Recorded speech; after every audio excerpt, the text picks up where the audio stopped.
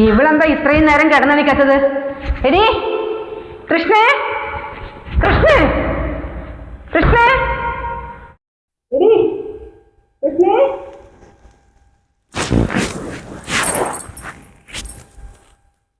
വാടിങ്ങോട്ട്. ഇളയമേ, ഞാൻ കുറച്ചു നേരം കൂടി ഒന്ന് കിടന്നോട്ടെ. 7 മണിയല്ലേ ആയിട്ടുള്ളൂ. എനിക്ക് ലീവല്ലേ. പണിയൊക്കെ ഞാൻ എണീറ്റ് വന്നിട്ട് ചെയ്തോളാം. എടി നിന്റെ ഒരു 10 മണി കിടന്ന ശീലമുണ്ടല്ലോ, നിർത്തിക്കോ. ലീവാണത്രേ. നീ എന്ത് മല മറിക്കുന്ന പണിക്കാ പോകുന്നത്? ആ ബാങ്കിൽ ജോലിക്ക് തന്നെയല്ലേ? അതിന് 10 മണിയൊന്നും ആയിട്ടില്ലല്ലോ ഇളയമേ. ആകെ 7 മണിയല്ലേ ആയിട്ടുള്ളൂ. ഞാൻ എന്തായാലും ഒരു അരമണിക്കൂർ ഇങ്ങനെ കിടന്നിട്ട് എണീറ്റ് വരാം. അടുക്കളയിലത്തെ പണിയൊക്കെ ഞാൻ വന്നിട്ട് ചെയ്തോളാം. ഇങ്ങോട്ട് വാടി, ഇങ്ങോട്ട്. നിന്റെ മുഖത്ത് വെള്ളോട്ട് ഒഴിക്കും ഞാൻ. നീ ആരോടിട്ട് കളിക്കുന്നത്? എന്നോടാ? നിന്നെ നോക്കാനേ നിനക്ക് തള്ളയൊന്നും ഇല്ല. അത് മാത്രമല്ല ഇളയമേ, ഇന്നലെ രാത്രി തൊട്ടിട്ട് എനിക്ക് ഭയങ്കര വയറുവേദനയാണ്. പീരിയഡ്സ് ആയിട്ടിരിക്കുക. കുറച്ചു നേരം കൊണ്ട് ഞാനൊന്ന് കിടന്നിട്ട് കുളിച്ചിട്ട് അങ്ങോട്ട് വന്നോളാം. ഇളയമ പോയിക്കോളൂ. ഓ അശ്രീകരം. എന്നിട്ടാണോ ഇത്രയും നേരം വരെ കിടക്കുന്നത്? ഇങ്ങനെയൊക്കെ ആയിട്ടുണ്ടെങ്കിൽ പുലർച്ചെ കഴിച്ച് കുളിക്കണം. അതുപോലെ നീ എവിടെ കിടന്നിരിക്കുന്നത്? ബെഡിലോ? താഴെ എന്തെങ്കിലും വിരിച്ച് കിടന്നാൽ പോരടി. നിലം നല്ല തണുപ്പല്ലേ ഇളയമ്മേ. എനിക്കാണെങ്കിൽ വയറുവേദന വെച്ചൊന്നും താഴ്ത്ത് കിടക്കാൻ വയ്യ. അതുകൊണ്ടാണ് ഞാൻ ഈ ബെഡിലൊന്ന് കയറി കിടന്നത്. എന്തെങ്കിലും പറയുമ്പോഴേക്കും തർക്കുത്തരം പറച്ചിലുണ്ടല്ലോ, അവിടെ നിർത്തിക്കോ.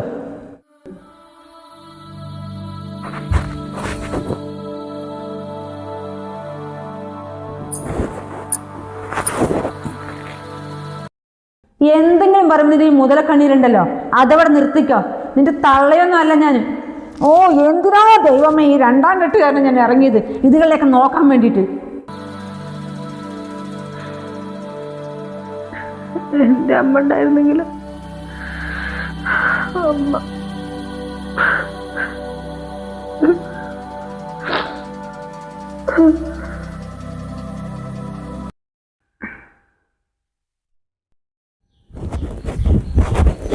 മാധവേട്ടാ, നിങ്ങൾ പേപ്പറും വായിച്ചിരുന്നോളെ. നിങ്ങളുടെ പുന്നാരം മോളിലെ മഹാറാണിന്റെ പോലത്തെ നേരം താഴത്ത് ഇറങ്ങാണ്ട് മേലെ ഇരിക്കുക. എന്റെ മോൾക്ക് ദീപല്ലേ, അവിടെ കുറച്ചു നേരം കിടന്നോട്ടെ. നീ എന്താ പാവത്തെ ദ്രോഹിക്കുന്നത്? ഓ അപ്പൊ ഞാന് നിങ്ങളുടെ അച്ഛന്റെയും മോളിന്റെയും അടിമപ്പണി എടുക്കാൻ വന്നൊരു വേലക്കാരി അല്ലേ? നീ എന്തൊക്കെയാ പറയുന്നത്? നിന്റെ സ്വന്തം അമ്മനുമാരില്ലേ അവിടെ കാണുന്നത്? സ്വന്തം അമ്മ. അച്ഛനും മോളും എൻ്റെ അടുത്ത് എങ്ങനെ പെരുമാറണതേ എനിക്ക് നല്ല പോലെ അറിയാം. നീ ഇന്നും ഇവിടെ വന്നാണ്. എൻ്റെ മോൾക്ക് 13 വയസ്സുള്ളപ്പോൾ നീ വന്നല്ലേ ഇവിടെ. അപ്പം നീ എന്താ പറഞ്ഞത്? എൻ്റെ മോളെ സ്വന്തം മോളെ പോയി നോക്കാന്ന്. ആദ്യമൊക്കെ നീ കുറച്ച് സ്നേഹത്തിൽ നിന്നു, പിന്നെ ഇന്ന് വരെ നീ അവളെ ദ്രോഹിച്ചില്ലല്ലോ. ഒരു ദിവസമൊക്കെ നീ സ്നേഹത്തോടെ നോക്കിയിട്ട് അവളെ. എനിക്കെന്ത് കാര്യം?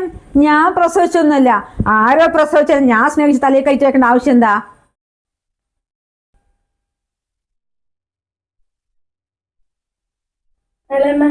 ഞാൻ അവിടെ ചായ ഉണ്ടാക്കി വെച്ചിട്ടുണ്ട്.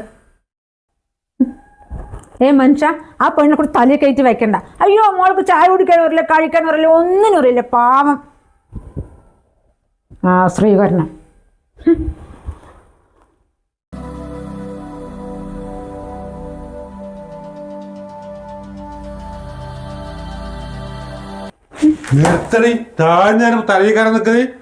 മനുഷ്യ, നിങ്ങളെ ഞങ്ങളുടെ മോളെ ഞാൻ സഹിക്കുന്നതും പോരാ, എന്നിട്ട് എനിക്കാണോ കുറ്റം?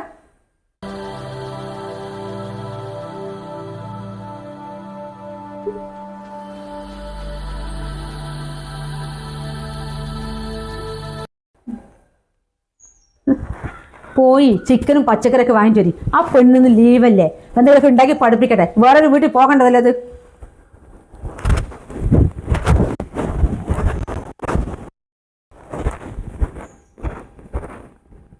പഞ്ചായത്തി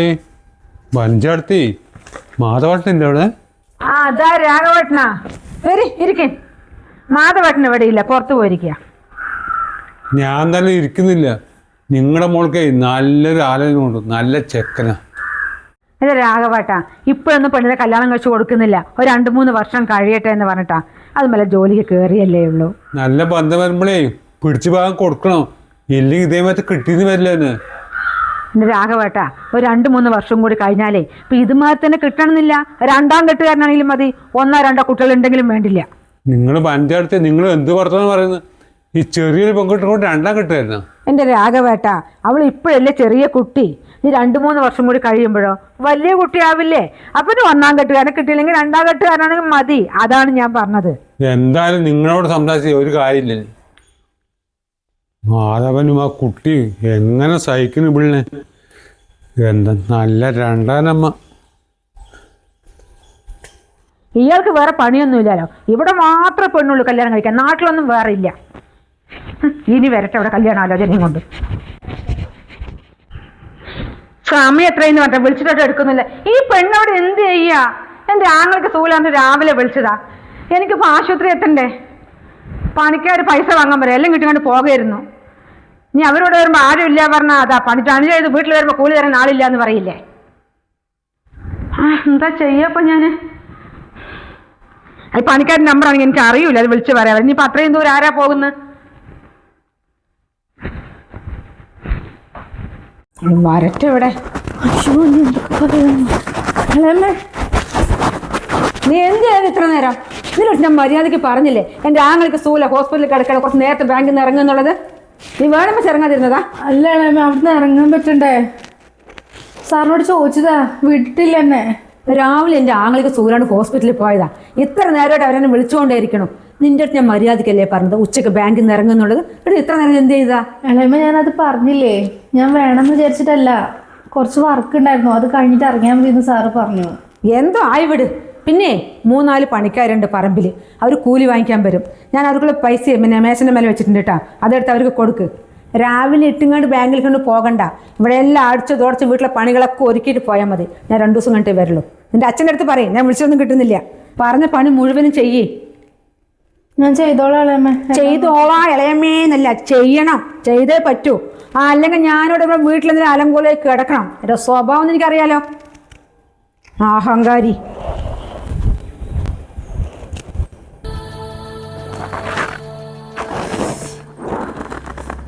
അമ്മ എന്തിനമ്മ എന്നിട്ട് പോയത്? ഇതൊക്കെ എത്ര കാലമായിട്ടാണ് കേൾക്കണോ? അമ്മ ഉണ്ടായിരുന്നെങ്കിലോ?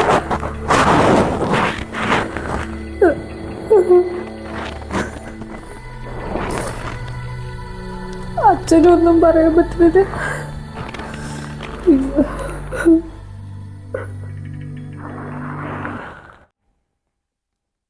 എന്താ മോളെ കരയുന്നത്? അച്ഛാ, ഞാൻ ബാങ്കിൽ നേരത്തെ ഇറങ്ങിയതാ. ഇളയമ്മയുടെ ആങ്ങളേക്ക് സുഖമില്ലാന്ന് പറഞ്ഞിട്ട് എന്നോട് നേരത്തെ വരാൻ വേണ്ടി വിളിച്ച് പറഞ്ഞതാ. എന്നെ എന്തൊക്കെയോ ചീത്ത പറഞ്ഞിട്ടാ അവരങ്ങോട്ട് പോയത്. എന്തിനാച്ചാ ഈ ഇളയമ്മ എന്നോട് എപ്പോഴും ദേഷ്യപ്പെടുന്നത്?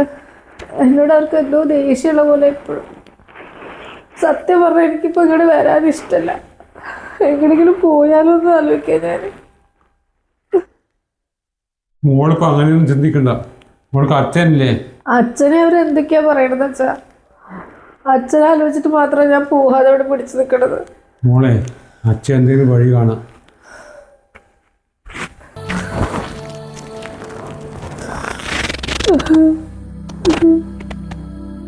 ചേച്ചി, നിങ്ങളത് ചെക്കനെയും കൂട്ടി മോളിലെ പെണ്ണ് കാണാൻ വന്നില്ലേ? അത് മതി നമുക്ക്. അവർക്ക് അത്രയും മോളെ ഇഷ്ടപ്പെട്ടല്ലേ. നമുക്ക് അതങ്ങോട്ട് ഉറപ്പിക്കാം. അവളുടെ വീട്ടിൽ പോയതാ. ഇനി ഞാൻ അവളുടെ വാക്ക് കേൾക്കുന്നില്ല. ഇനി അവളുടെ വാക്കായിട്ടല്ലേ എൻ്റെ മോളുടെ ജീവൻ നഷ്ടപ്പെടും. എന്നാൽ ശരി, നമുക്ക് നേരിൽ കാണാം. ആരാ ചോദിച്ചേ?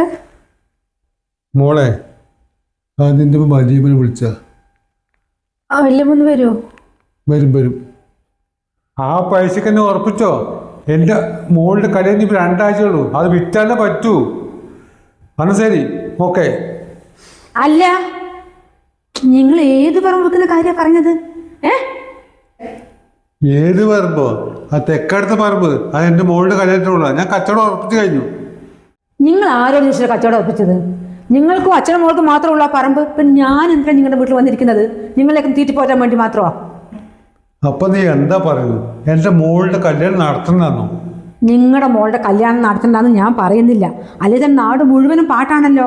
കല്യാണം വന്നൊക്കെ രണ്ടാനമ്മ മുടക്കുന്നു പറഞ്ഞിട്ട്. മനുഷ്യ, ആ പെണ്ണിൻ്റെ അമ്മൻ്റെ എന്തൊക്കെ സ്വർണ്ണം ഉണ്ടെന്നല്ലേ നിങ്ങൾ പറഞ്ഞത് ബാങ്കിൽ? അതെടുത്ത് കൊടുത്താൽ മതി.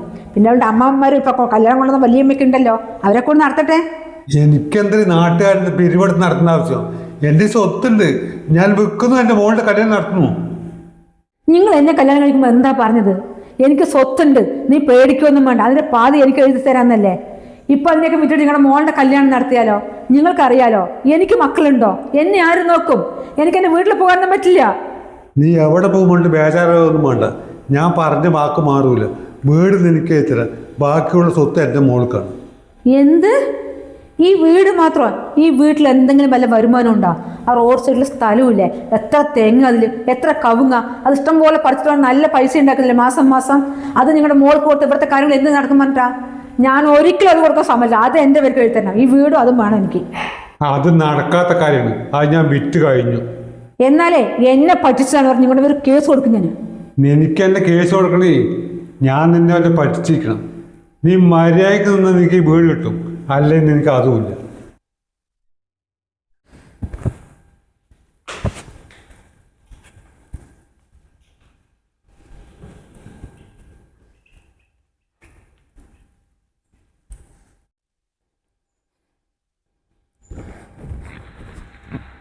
അച്ഛാ, എന്താ മോൾ എത്ര വൈകിയത്? അല്ല മരുമാനോടെ? അച്ഛാ, ഏട്ടൻ കാറിലുണ്ട്. ഏട്ടൻ ഇങ്ങോട്ട് വരുന്നില്ല എന്ന് പറഞ്ഞു. ഞങ്ങൾ എന്താ അച്ഛനെ കൂട്ടിയിട്ട് പോവാനാ? എന്താ മോളെ ഈ പറയുന്നത്? എന്നെ കൂട്ടിയിട്ട് പോന്നു? അതച്ഛാ, അച്ഛൻ ഇവിടെ ഒറ്റയ്ക്ക് ഇരിക്കുമ്പോൾ എനിക്കൊരു സമാധാനവും കിട്ടുന്നില്ല. അപ്പോൾ ഏട്ടൻ പറഞ്ഞതാ അച്ഛനെ നമുക്ക് നമ്മുടെ കൂടെ കൂട്ടാന്ന്. മോളെ, ഞാൻ വന്നു കഴിഞ്ഞാലേ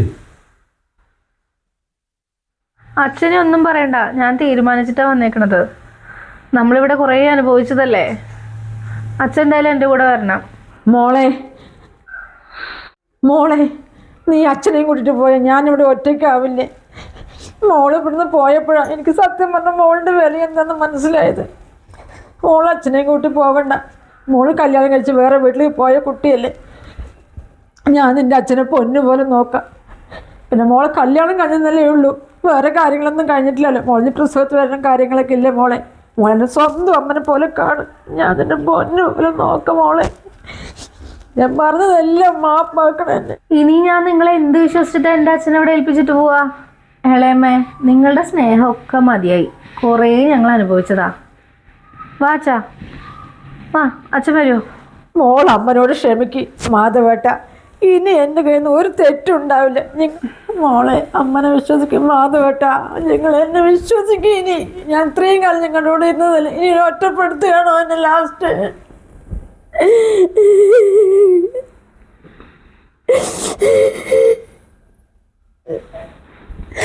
എനിക്ക് ആരുണ്ട്? എനിക്ക് വീട് കിട്ടിയിട്ട് എന്താ കാര്യം? വീട്ടിലിരിക്കാൻ ആള് വേണ്ടേ?